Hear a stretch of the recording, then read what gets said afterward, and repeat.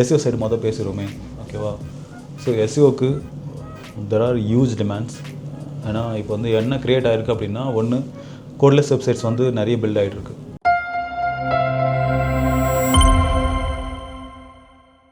ஓகேவா? எல்லா ஸ்மால் மார்க்கெட்டர்ஸும் வந்து they are into the picture now. ஓகேவா? எல்லாருமே மார்க்கெட் வரணும்னு நினைக்கிறாங்க. இப்போது அடுத்த என்னோடய ப்ரொடிக்ஷன் கரெக்டாக இருந்துச்சு அப்படின்னா, வெப்சைட் இல்லாத ஒரு ஸ்மால் பிஸ்னஸ் ஓனர் இருக்க மாட்டாங்க. ஓகேங்களா? சோஷியல் மீடியா அக்கௌண்ட் இல்லாத ஒரு பிஸ்னஸே இருக்காது. அது இப்போயே இருக்கு இல்லையா? They are already reach now. எல்லாருக்குமே சோஷியல் மீடியான்னு தெரியுது. எல்லா பிஸ்னஸும் சோஷியல் மீடியா இருக்காங்க. பட் எல்லா பிஸ்னஸும் வந்து வெப்சைட் வச்சுருக்காங்களா? எல்லா பிஸ்னஸும் எஸ்இஓவில் இருக்காங்களா? இல்லை இன்னும். அதுக்கான பெரிய கேப் வந்து இப்போ க்ரியேட் ஆகிட்டுருக்கு. எல்லாருக்கும் அவேர்னஸ் வந்ததுனால அடுத்த 3-4 வருஷத்தில் எல்லார் கையிலையும் ஒரு வெப்சைட் இருக்கும். அதுக்கான வேலையை ஏஐ வந்து பண்ணிகிட்ருக்கு. ஓகேங்களா? உங்களுக்கான ஃப்யூச்சர் ரொம்ப ரொம்ப ரொம்ப ரொம்ப நல்லாயிருக்கு. ஓகேங்களா?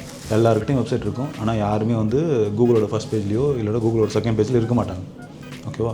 எல்லாருக்கும் ஒரு ஆசை இருக்காங்க, ஏதாச்சும் பண்ணி மேலே வந்துடலாம்னு சொல்லிட்டு. அப்போ கூகுள் இன்னுமே அதை கொஞ்சம் ஸ்ட்ரிக்ட் பண்ணுவானுங்க. உங்களுக்கான வேலை வந்து கிடைக்க ஆரம்பிக்கும். ஓகேவா? ஒன்று எல்லா வேலையும் பார்க்கணும்னு சொல்லுவாங்க. இன்னொன்று அதை பார்க்குறது ஒருத்தன் வேணும்னுவாங்க. அதுதான் நீங்கள். ஓகேவா?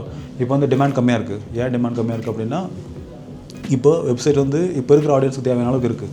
இப்போ ஒரு 1,00,000 பேர் இருக்காங்க இப்போ எஸ்இஓ எக்ஸிக்யூட்டிவ்ஸ் அப்படின்னா, அவங்க ஹேண்டில் பண்ணுற அளவுக்கான ப்ராஜெக்ட்ஸ் இப்போ இருக்குது. பட் இன்னும் 1 வருஷம் கழிச்சு என்ன இருக்க போகுதுன்னு உங்களுக்கு தெரியணும் இல்லையா? எல்லாமே ஆன்லைன் வர போகிறாங்க. எல்லாருக்கும் வெப்சைட் இருக்க போகுது. ஒரு 1 மில்லியன் வெப்சைட்ஸ் வந்து இங்கே வந்து தமிழ்நாட்டிலே இருக்க போகுது. அவ்வளோ பிஸ்னஸ் எல்லாருமே சீப் ஆக போகுது. பரவாயில்ல, நீங்கள் வேணும்னா பார்த்துக்கோங்க. அடுத்த வருஷம் ஹோஸ்டிங்கோட காஸ்ட் எல்லாமே கம்மி பண்ண போகிறாங்க. ஓகேங்களா? டொமைனோட பர்ச்சேசிங் காஸ்ட்லாம் கம்மி பண்ண போகிறாங்க. இது எல்லாமே வந்து ரிசர்ச் பேப்பரில் வந்துருக்கிற ஒரு விஷயம். இது எல்லாம் கம்மி பண்ணுறதுக்கான காரணம் என்ன அப்படின்னா, ஜியோ பண்ண அதே மார்க்கெட்டிங் ஸ்ட்ராட்டஜி தான். ஓகேங்களா? எல்லாரையும் வந்து ஆன்லைனுக்கு கொண்டு வரணும். ஒரு வருஷமாச்சும் அவன் டொமைன் அண்ட் ஹோஸ்டிங்கு பே பண்ணுன்ற ஒரு கான்செப்ட் தான். ஓகேங்களா? நீங்கள் போய் வந்து மேக்சின்ஸ் எடுத்து பாருங்கள். எஸ்இஓ மேக்சின்ஸ் இருக்குது, நிறைய இருக்குது. ஓகேங்களா? ஹப்ஸ்பாட்டோட நியூஸ் லெட்டர்ஸை சப்ஸ்கிரைப் பண்ணி வச்சுக்கோங்க. என்ன ப்ரொடிக்ஷன் போயிட்டுருக்குன்னு பாருங்கள். இப்போ அடுத்த 4 வருஷத்தில் நீங்கள் வேணால் பார்த்துக்கோங்க, உங்கள்கிட்டே ஒரு 4 வெப்சைட் இருக்கும்.